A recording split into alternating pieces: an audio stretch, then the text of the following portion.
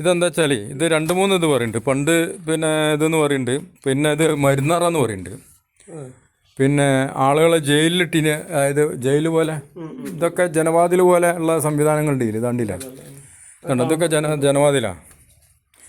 അപ്പോൾ ചിലപ്പോൾ ഭക്ഷണമൊക്കെ ഇതിനുള്ളിൽ കൂടെ കൊടുക്കുക. അതേപോലെ ഈ സാധനം കിടക്കുന്നത്, ഈ കിടക്കുന്ന സാധനം ഇതിൻ്റെ അങ്ങനെ ഉള്ള ഈ കാലിതാ ഈ കാണുന്നതാ, ഇതിനങ്ങനെ താങ്ങാണിത്. പിന്നെ ഇതിലെ ഒരു ഇതുണ്ട്, ഇതിലേക്കുള്ള കണ്ടില്ലേ, വെളിച്ചം വരുന്നുണ്ടില്ലേ.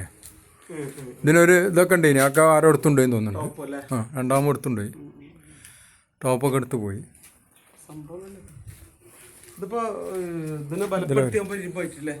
ഇരുമ്പ് ഇപ്പം വെച്ചുകൊണ്ടൊന്ന് ഇത് ഇടയ്ക്കിടയ്ക്ക് പരിപാടികൾ നടക്കുന്നുണ്ട് ഇവിടെ.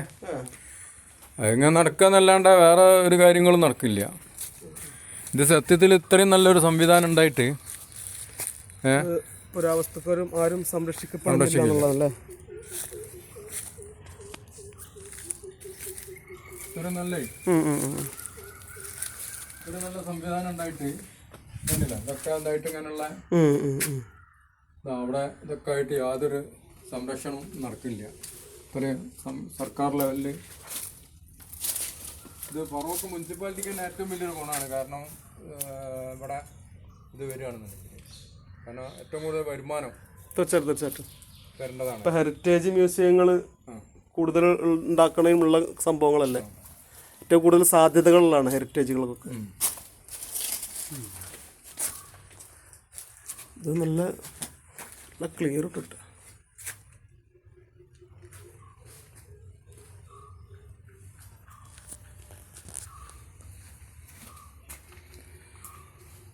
അപ്പം നിങ്ങൾ വല്ലപ്പോഴെന്ന് വന്ന് നമ്മളെ ടിപ്പു കോട്ടൊക്കെ കണ്ടിട്ടേ നിങ്ങൾക്ക് ചെയ്യാൻ കഴിയുന്ന എല്ലാ ഇതും ചെയ്യണം. കാരണം അതിന് വേണ്ടിയിട്ട് തീർച്ചയായിട്ടും നമ്മൾ ആദ്യമായിട്ട്